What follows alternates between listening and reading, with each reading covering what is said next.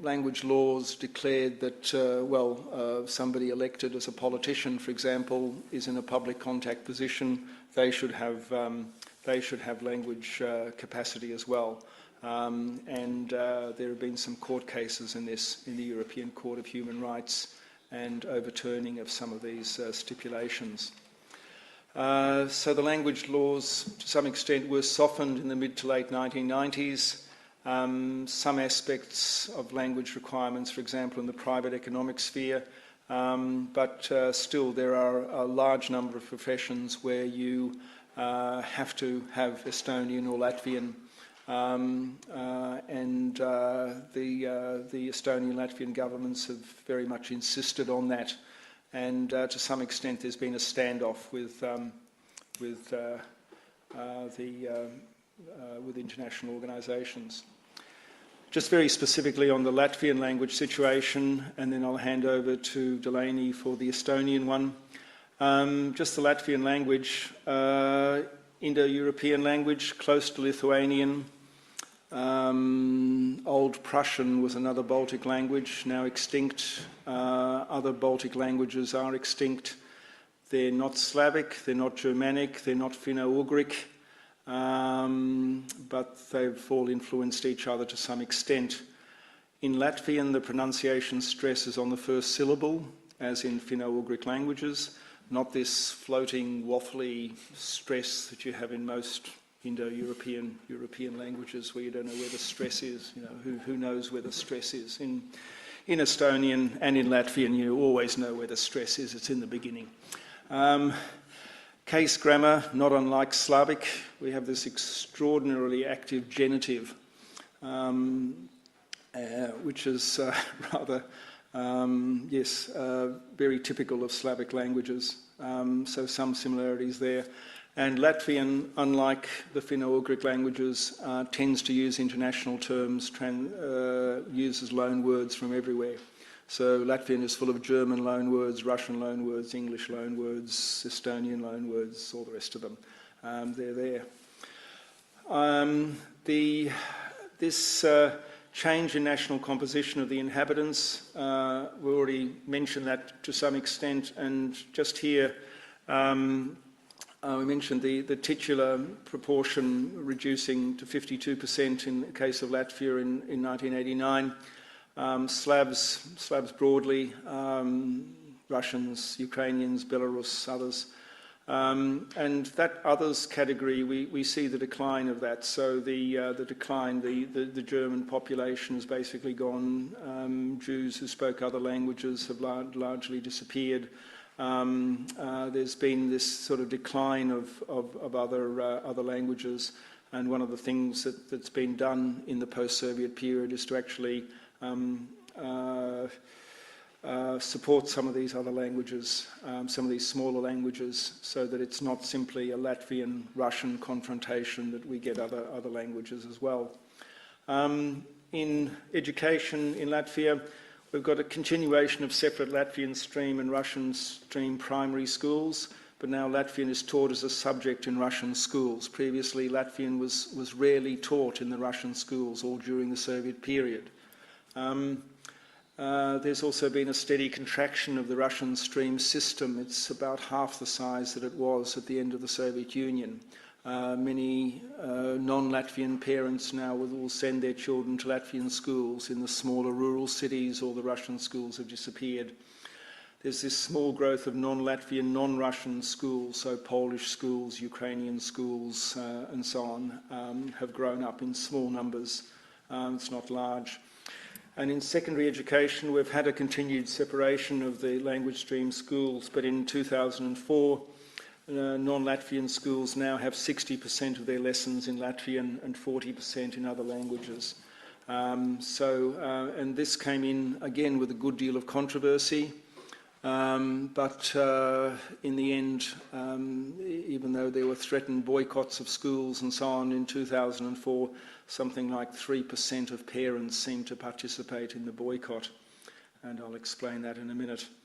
One of the things that is there is that while Certainly there are differences between Latvian and Russian attitudes on many issues of language, schooling and so on.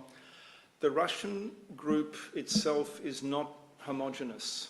The Russian group, or the Russian-speaking group, however you want to clarify them, consists of very diverse elements. You have old militarists who believe in the Soviet Union and will believe until they burst. You have a younger generation that is very happy to be in Latvia. You have some people in the younger generation who ever believe that the politics of victimhood is what they should pursue, and fueled by Moscow continually claim discrimination. You have a huge mass of Russians who are very happy to live in Latvia. No one flees from Latvia. It's sort of, and despite the attacks on Latvia, discrimination and so on, most Russians are perfectly happy, have been perfectly happy to acquire Latvian, speak it and all the rest of it, while also maintaining their own languages. So we see that a majority of Russians actually support this idea that subjects should be taught in Latvian in minority schools. There are some who strongly oppose it, and we get this enormous fracturing in the Russian group. So it's never one group, and this is very important to keep in mind. The proficiency has really grown, and 2 surveys show this. Now, in Latvia, and it's reflected in the other Baltic states as well, the language attestation tests come at 3 levels. And this also gives us a way of giving us a finer grading of what proficiency is known. The 3 levels are quite well known in the societies. The highest level for professionals and so on, intermediate level, which say a policeman would have to know, a police officer, and the lowest level, say a caretaker, would have to know of the language. And we see here that the proportion of those who do not know Latvian at all has dropped from 22% to 7%. This is people whose mother tongue is other than Latvian. So a very significant fall, and significant gains also at the highest level, intermediate level and lowest level. So as a result of these attestation tests, this is what has come about. And even in this question of the right of the state to regulate language use in private enterprises, most people answer yes, and even in cities like Riga and Daugavpils in the east of Latvia, where a majority of inhabitants are actually Russians. So plenty of Russians also agree that the state should be able to regulate language use even in private economic areas. So we have these sort of attitudes on language, and very importantly, while there's certainly some of the Russians or Russian speakers do oppose the policies of the Baltic states, many also support them. The future, it's interesting that there's a number of things that are always considered. This will be my final thing for Latvia. Number of factors often considered important for language endangerment. One is numbers, so they're significant in numbers, vitality, self-regard, lost domains, global English. What are the threats to languages? I'm sure you've heard of all of these before. Are there other threats beside that? And when you look at the numbers now, we've got about 2 million speakers of Latvian. It's not the smallest language.